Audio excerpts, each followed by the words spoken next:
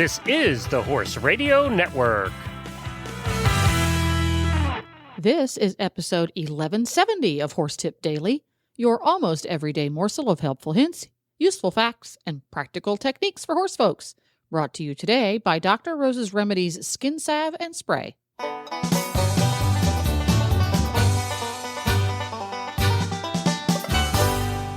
Greetings, horse people. Coach Jen here, and thanks for tuning in to Horse Tip Daily. Today's tip is from Michelle Barr of Right Lead Equestrian Center in Louisiana. Michelle has a couple of great barn hacks for staying clean at the barn, and I have a quick tip for Shelly hooves. And we'll get right to our tips after this important message from Dr. Rose's. Dr. Rose's Remedies Skin Treatment Salve and Spray are 100% all-natural products. They are anti-inflammatory, antibacterial, antiviral, and antifungal. Dr. Rose's are made with all human-grade ingredients and are safe and effective for treatment for all manner of cuts and scrapes on your horse. And Dr. Rose's is the must-have product here at the Horse Radio Network headquarters to keep PT Scooter's delicate white pasterns free from dew poisoning and scratches. Ask for Dr. Rose's at your local tack store or feed supplier, or visit them online at drrosesremedies.com. That's drrosesremedies.com. We are back again, folks, for the much-anticipated next episode of Michelle and Jen's Trading Tips. I'd like to welcome back to the show Michelle Bergeron from Right Lead Equestrian Center in Baton Rouge, Louisiana. Welcome to the show, Michelle. Thank you, Jen. I'm so happy to be back. It's always fun to talk to you. I love trading tips with you because I always feel so smart. Oh, same here. And I have all kinds of things I want to ask you after we're done recording about stuff in my tack room to see what your take is. What kind of goodies you have? What kind of goodies I have? Share with me. Yeah, now that I have an actual tack room and the tack is no longer living in the horse trailer, it's very exciting. Yeah. How fun is that, huh? It's really kind of cool because when I go into the tack room, I do not have to worry about zhushing out the wildlife. Mm-hmm. Although I did have a nuthatch attempting to nest in my my sponge basket. You know, I always have a little mesh basket to dry the sponges in. Yeah. And for 3 days in a row, I had to dismantle the nuthatch nest. Apparently they're once they've decided on a neighborhood, it's pretty tough to change their mind. They're persistent. Yes.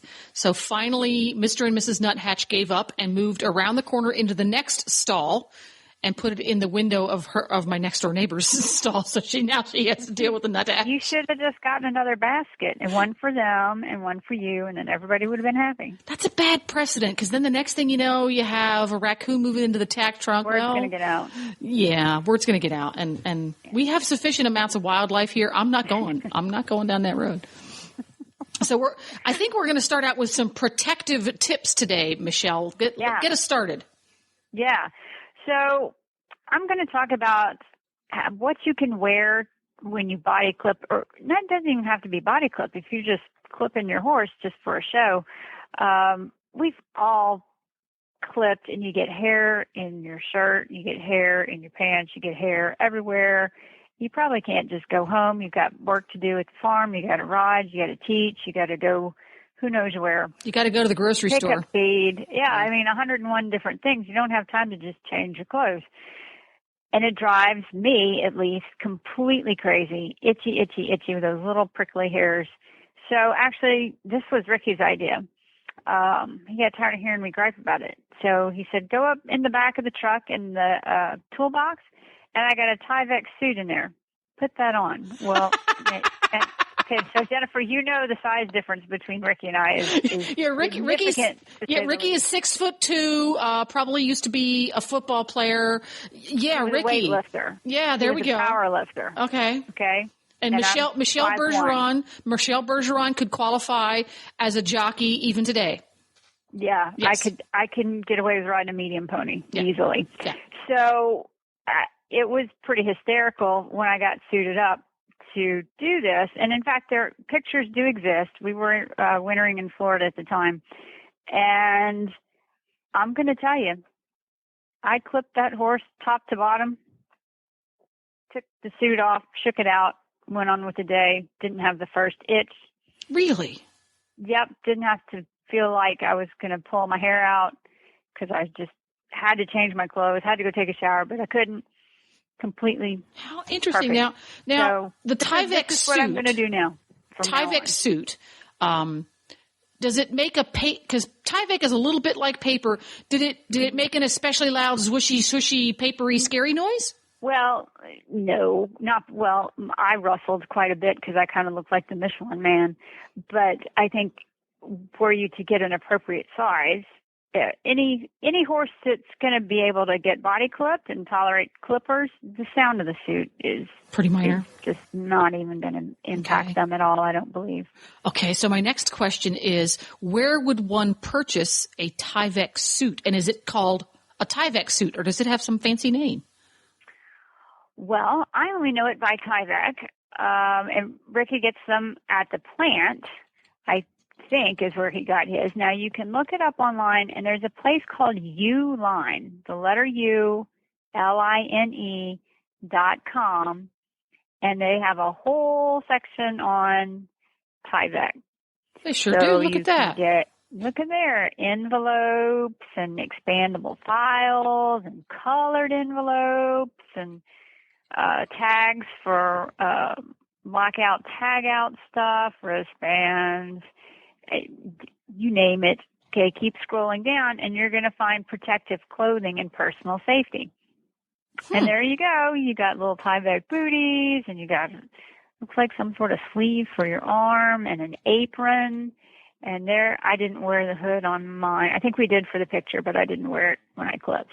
How handy is this? You can get like a lab coat. Let me tell you what, I wouldn't have come up with that by myself, but it was pretty handy. Now, you know, everybody in our barn, it was me and another girl suited up because my horse had never been body clipped before, and they laughed at us pretty good. But well, but they weren't laughing when we were all finished and they were itchy and we weren't. And you weren't.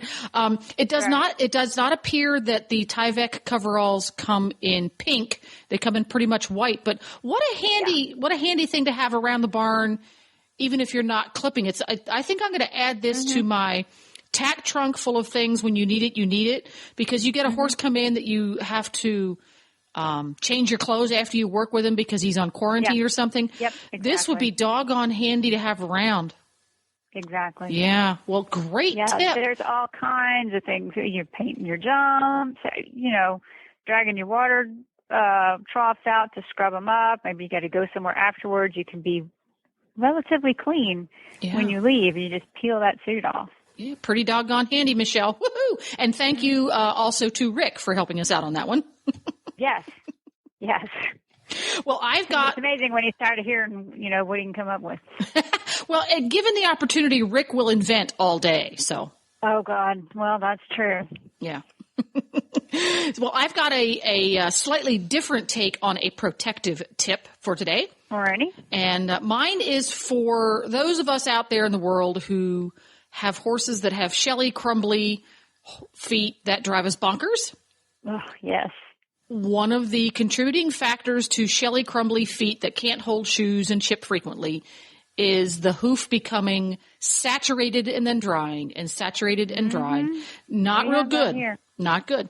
So most of us, especially those of us with horses with bad feet, use some type of a hoof conditioning or hoof sealant product. If it's oil-based, it is a sealant of some sort because, as you know, if you put oil on a hoof, the water can't get through. Right. Or you use a product that is called a sealant, and it's a little bit more like fingernail polish for a human. If you apply those products immediately before you wash your horse, you're going to be doing yourself and your horse's hooves a favor because it will reduce the saturation aspect of that bath. And most horses, especially this time of year, every single time they get worked, they get hosed off. Yeah. And their feet pay the price. So what I do a lot is I just use plain old boring baby oil or a good quality hoof oil like Hooflex or something like that. That is good for their feet, but it also is something that wears off and pretty quickly when they're turned out in the grass. It doesn't stick on there very long. But it protects their feet long enough to give them that bath. You'll see the water runs down over top and makes little beads. And that's one of my favorite tips. Yeah, it's short and sweet and handy. Yeah.